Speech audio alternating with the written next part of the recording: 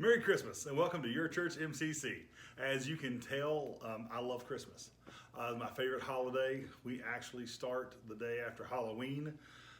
Enjoy it, pass and blow through Thanksgiving, which is our preemptive Christmas getting ready. We start listening to hymns and decorating early, and we are full blown all through till the 25th. In fact, I have t-shirts that I'm only allowed to break out on Christmas, or I wear them all year long, and I wear different Christmas t-shirts every day of the season, from as soon as I can get into them until after Christmas when I put them back away, until some of them have to be retired, which is what happened recently to my very favorite shirt. But just, we love Christmas. We love just the beauty of it. We love the magic of it. We love Santa.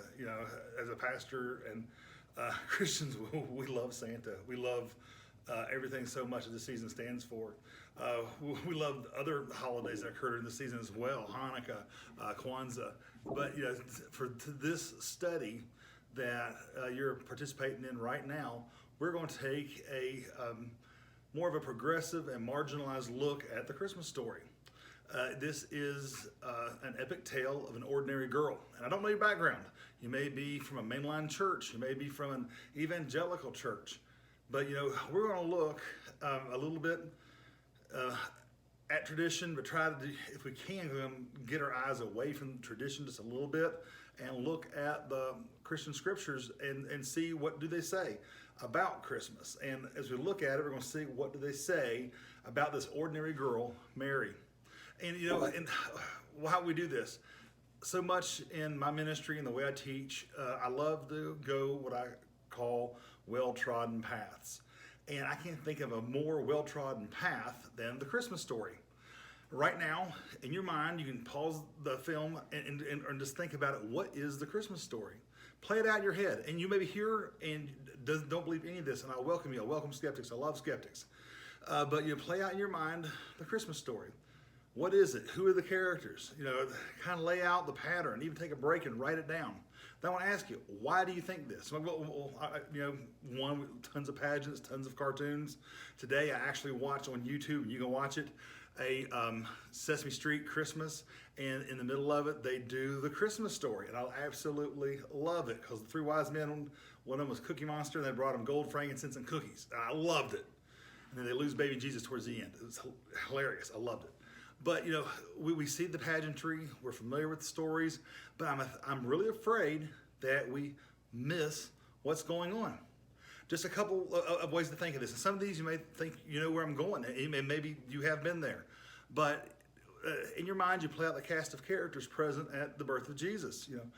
How many kings were there? And there were no kings at the birth of Jesus. There was one king, Herod, who was challenging, trying to kill him, and ordered the death of all babies 2 years old and younger. But that can't be verified in history. So did that happen? Did it not happen? Does it really change the power and the magic of the Christmas story? And personally, no, I believe it's not.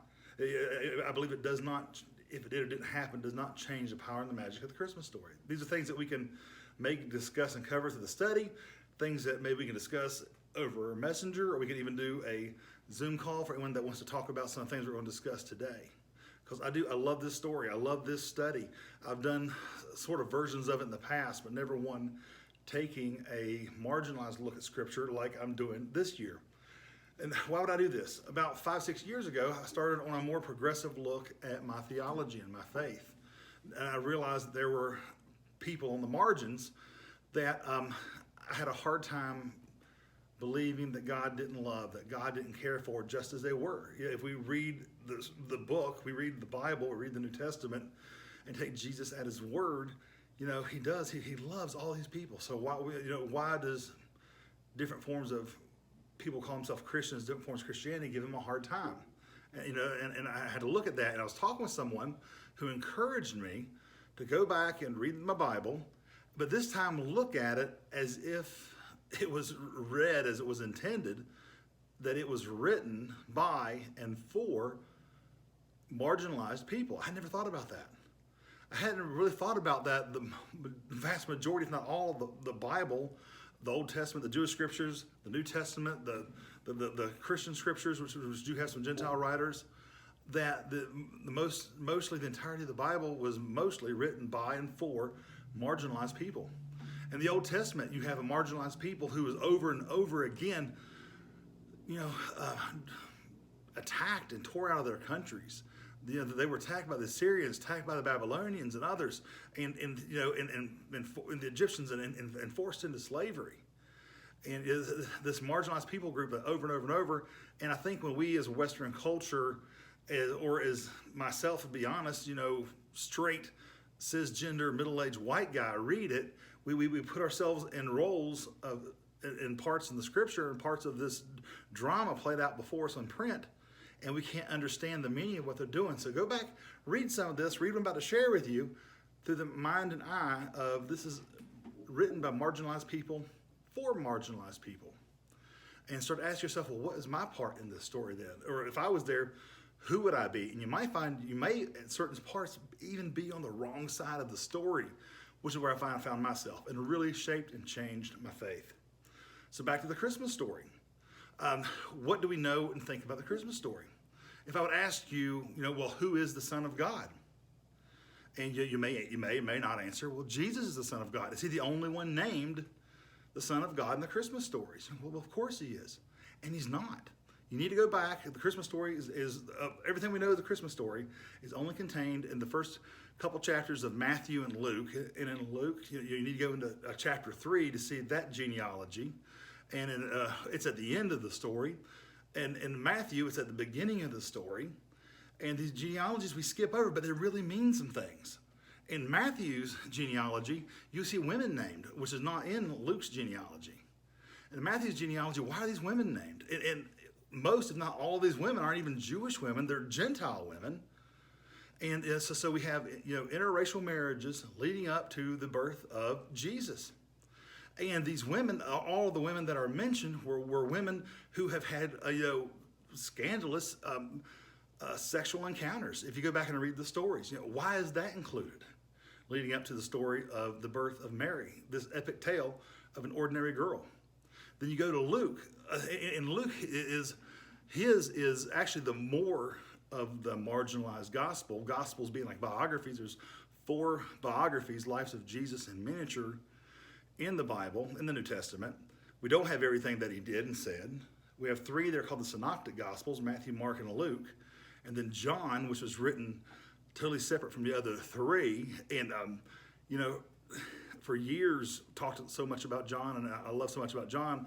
Now I'm going back more towards Matthew, Mark, and Luke, because both of those, Matthew and Luke, pulled from what we believe to be the first gospel that was written, which was Mark. And it's interesting to note that the first gospel, if Mark was the first gospel that was written,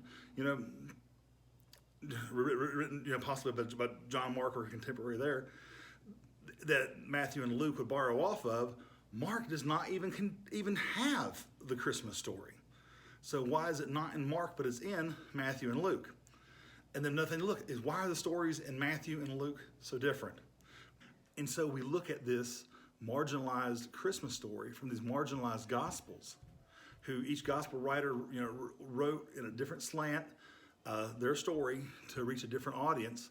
And but these characters are very marginalized characters. You take the shepherds. The shepherds were some of the lowliest people, from the lowest caste. They couldn't even testify in court. You would look at the wise men, these kings, these astrologers. They weren't astronomers. They weren't kings. They were magi, which, really, instead of picturing them as kings, picturing them coming to Jesus with their gifts, along with tarot cards and crystal balls, because that's who they were. People who in the Old Testament practiced the very thing that God said to put them to death for. Here they are, some of the first people to come see Jesus. So when we read these stories, going instead of from the pageants we know from our memory, you're going to find some very different stories. You're going to find 2 different Christmas stories in Matthew and in Luke. I challenge you this week before Christmas, but just go back and read the first few chapters of Matthew. Read the first few chapters of Luke. Don't try to harmonize them and put them together. They're not supposed to be. These are 2 different stories. It's the same account told from 2 different directions. And when you look at it, don't try to piece them together, but ask, why are there 2 different scenes of the same story? Why are they so drastically different in certain places? Well, genealogies, you say one's Mary's and one's, Joseph's. Why is that important? Why is that important if Joseph is stepfather and not father? And these questions, as you look, pray and allow yourself to do something that maybe be so hard to do. Allow yourself the possibility of change this Christmas. Read these stories, let them seep into you. And read about how people were able to reach out and be with the marginalized. There's so much history that's here. Where was Jesus from? As you reach out the story, well, he was from Nazareth. He traveled to Bethlehem, went back to Nazareth. Well, read the stories again. One says that, the other one said, it was the opposite direction. They, quickly become immigrants and refugees as they had to flee to Egypt, flee to Africa. This is a story over 2,000 years old, but yet it's so contemporary on how we should reach out and love one another. And as you realize how many were able to reach out and love on this first family, love on this ordinary girl, you'll see how that boy grew up to be such a great teacher, the Messiah, King of Kings, Lord of Lords. And those titles tie in with another King of Kings, Lord of Lords of that day.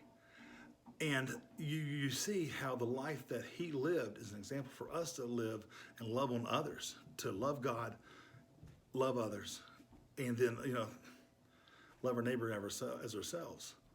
And this whole portrait starts right here in this manger with this ordinary girl who, as you read, and we'll discuss more later, was so much more than an ordinary girl because she was able to embrace exactly what it was that she was purposed to do. And this Christmas season, as you look around this world, you see COVID, you see so much going on. Ask yourself the same question, God, what are you asking me to do? What small thing can I do to help ease the burden for someone else? And I believe that is part of the miracle of Christmas. And always, whenever I do any kind of teaching, I want everyone to remember one point. And there's one point for you to remember this Christmas, this message. Epic Tale of an Ordinary Girl. I want you to remember that God so loved the world that he sent his son through a single mom. Let that soak in. Write that down. Pray about that. And just ask, Divine, move my heart, move me, so that I can help others. I want to thank you real quick and just thank you for joining us here for Your Church MCC. We are a Metropolitan Community Church in the New River Valley, a fully inclusive and affirming LGBTQ church. Invite any questions on Messenger that you may have about the Bible study. I'm also going to post some other articles that will go along with some of the history and discussion that I mentioned here. There's some great books I'll also post about that I've read, that I continue to read in each Christmas, that have really helped shape and mold me and some of my understanding of Scripture and the Gospel. And just really hope that you have a great, powerful, and magical Christmas season. Thank you so much. God bless.